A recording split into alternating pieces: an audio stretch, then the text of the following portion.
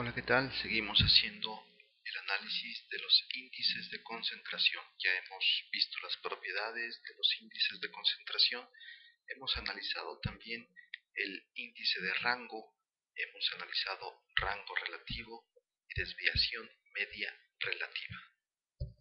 Hemos visto que el rango relativo tiene ciertas limitaciones estadísticas porque solamente toma en cuenta el dato superior y el dato inferior de la distribución. Esa es una limitación y por tanto, aunque tiene el efecto escala, tiene la propiedad de efecto escala, no tiene de este modo siempre al menos la condición de alto ambiguo, es decir, que ante incremento de una desigualdad, la distribución de la desigualdad en la distribución, el índice debería de incrementarse. Hemos visto ciertas situaciones en las cuales esto no sucede, por ejemplo, con una distribución polarizada. Dimos el ejemplo numérico, etcétera, etcétera, pero ahora hemos visto también, además del índice de rango relativo, el índice de la desviación media relativa. Este índice D, el índice D tenía otra limitación, dado que se pone el índice, lo pondré aquí, D como la sumatoria de las desviaciones entre el valor de xy y su media en términos absolutos, todo eso dividido entre n y luego además dividido entre la media. Esto es lo que se conoce como desviación media relativa. Decíamos que puede incrementarse la desigualdad en la distribución y sin embargo, a pesar de que eso acontece, no se incrementa el índice. No necesariamente se incrementa el índice. Y mostramos una situación particular en la cual, si nosotros mantenemos constante esta sumatoria, y si no se modifica la sumatoria de xy, si se mantiene pues entonces constante esto y constante esto otro, la media por tanto también se mantiene constante, teniendo también constante el número de individuos. En ese sentido, entonces, podríamos jugar con el hecho de que si le quitamos a un individuo tal y se lo damos a otro, pero mantenemos constante la sumatoria de desviaciones, entonces podría no modificarse D. De hecho, mostramos un ejemplo en ese sentido. Esa es una limitación en ese sentido porque la desigualdad se incrementa, pero no el índice. Bien, ahora vayamos con la varianza. Pongamos una hoja nueva.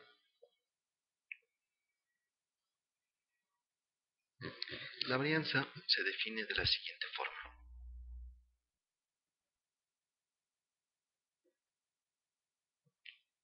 Nuevamente va a ser la sumatoria de las desviaciones, pero esta vez elevado al cuadrado. Igual es un promedio. En este sentido aquí estaríamos hablando de varianza propiamente, pero posteriormente esto se divide entre la media al cuadrado. Bien, la diferencia con las desviaciones absolutas, lo pondré aquí, es evidente que esto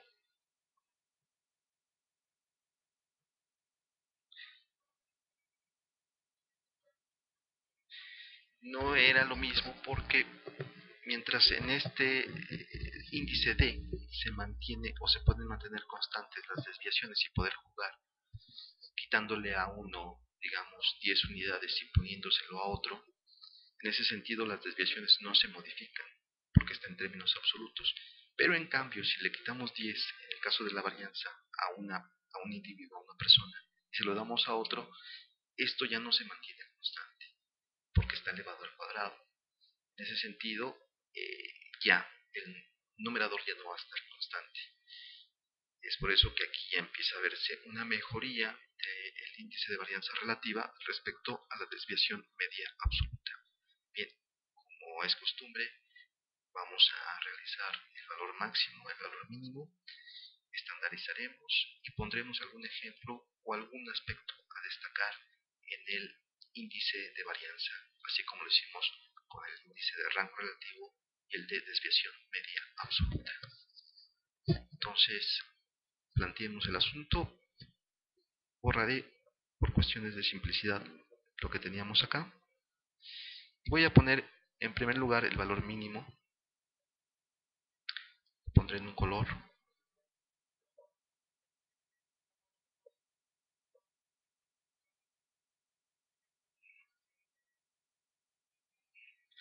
Bien, evidentemente esto implicará que la varianza para una cierta distribución será x1 menos x media al cuadrado, todo dividido entre n y x media.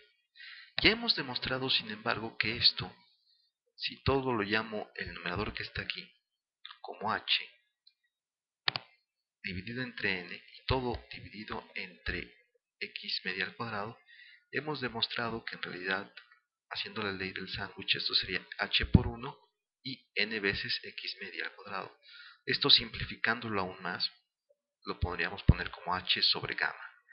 En ese sentido, aquí voy a poner yo gamma, ¿de acuerdo?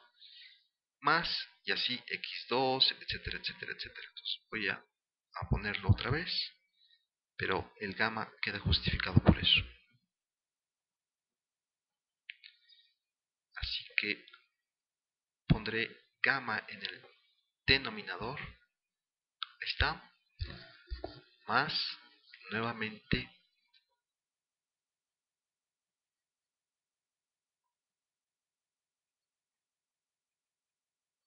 x2 menos x barra, todo elevado al cuadrado, gamma.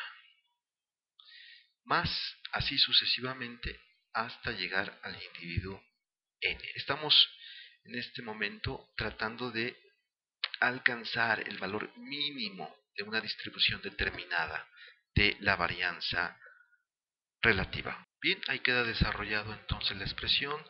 El primer individuo menos la x barra media al cuadrado entre gamma, que ya sabemos que gamma aquí está, es n veces la media al cuadrado, luego más x2 menos x barra al cuadrado, tal, hasta el individuo n. Bien, si tenemos que existe equidistribución, porque estamos calculando el valor mínimo, en ese sentido entonces x1 es x media.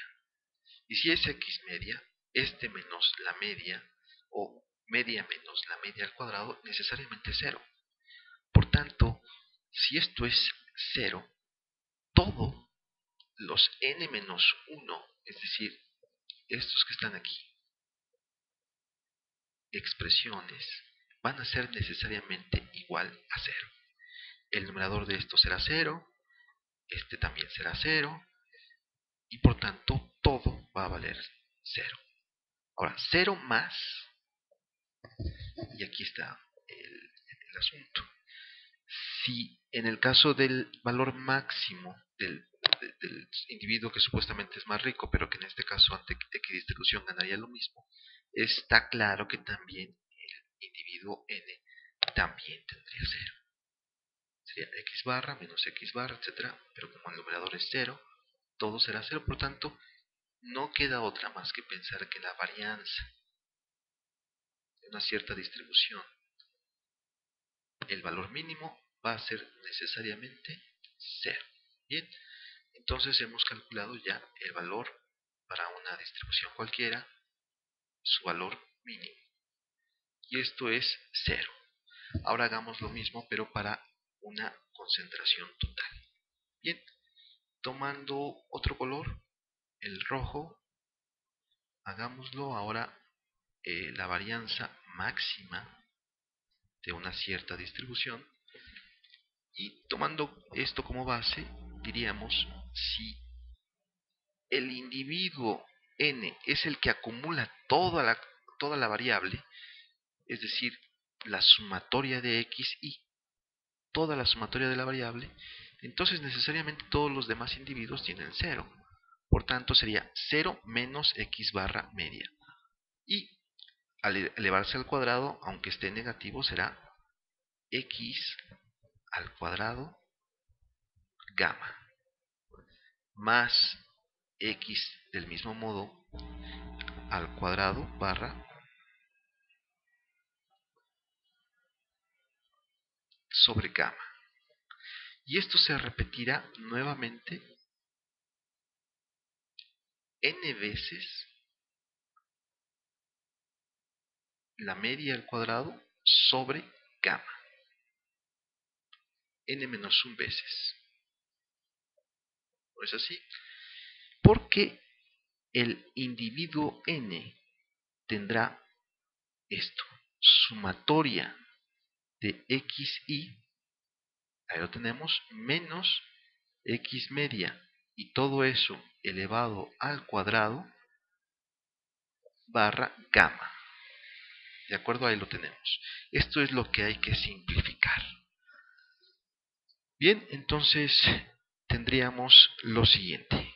Bien, entonces todo el asunto se dirime en descubrir qué sucede con esto, dado que los n-1 anteriores ya sabemos que es n-1 multiplicado por x barra y luego aquí gamma, más lo que implicará hacer todo esto. Bien, ahora aquí lo que he hecho es simplemente realizar una forma de comprender rápido qué significa todo esto.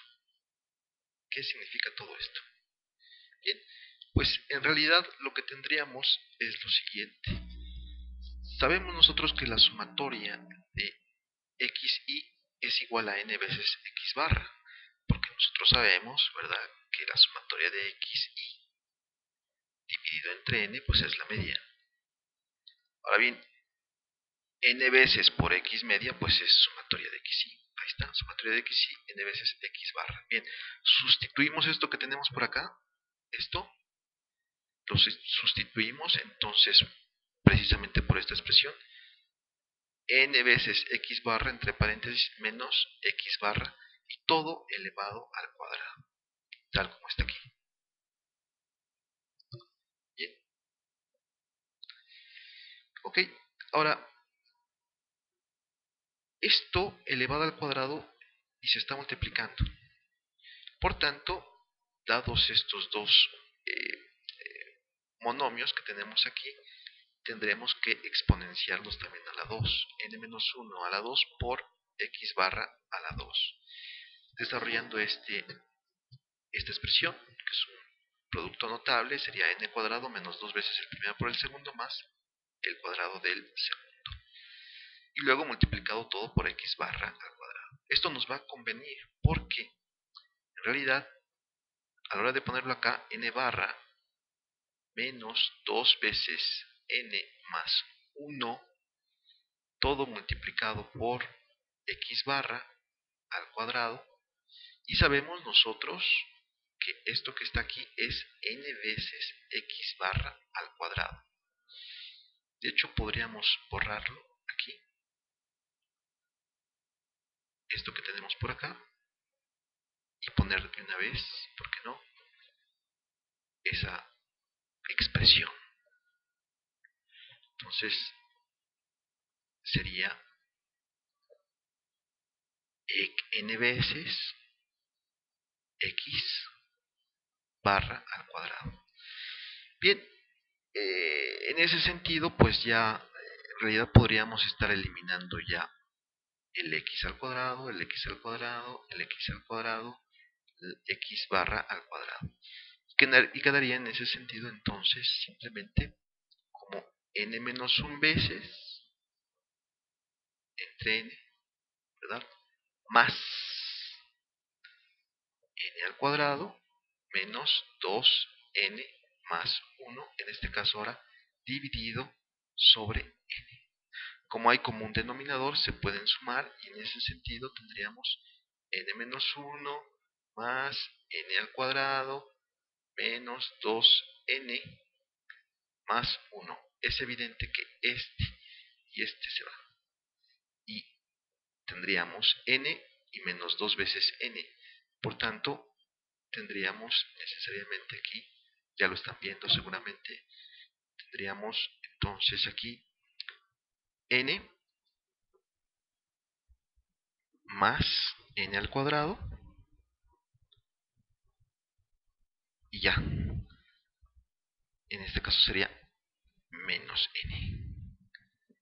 Voy a poner otra vez. Incluso empiezo con la máxima potencia, n al cuadrado, menos 2n, y aquí tenemos n, sería menos n. Los menos 1 y el 1 se van, y luego todo dividido entre n. Por tanto, sería n multiplicado por n menos 1 sobre n, se va, y me queda n menos 1. Es decir, que el valor máximo de la varianza es n menos 1. Y en ese sentido, entonces,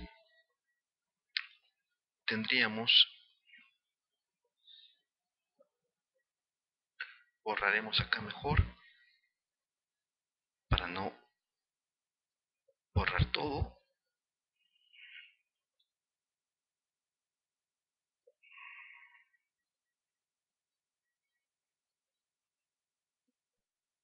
En ese sentido, entonces, tendríamos lo siguiente, que el valor máximo de la expresión de varianza relativa es n menos 1. Y entonces la longitud de los valores posibles de la varianza relativa irían desde 0 hasta n menos 1. Por tanto, la varianza relativa estandarizada, o simplemente la varianza estandarizada, es igual al valor de la varianza que nos surge en cualquier distribución, ahora dividido entre n menos 1. Y de ese modo, entonces, estandarizaríamos y la varianza estandarizada estaría nuevamente entre 0 y 1. ¿De acuerdo? Bien, se ha de recordar que en la tabla número 1 teníamos, en el caso del rango relativo, una distribución donde había un rico, había un pobre, por decirlo pronto, y teníamos 8 observaciones que ganaban ligeramente por debajo de la media, en este caso es 111, ganaban 100. Bien, y después otra distribución que estaba polarizada, las primeras 5 observaciones y las últimas 5 observaciones, las primeras ganaban 200 y las segundas 22, una muy por encima de la media, 111, y otra muy por debajo de la media, ¿verdad? Que es 22. Bien.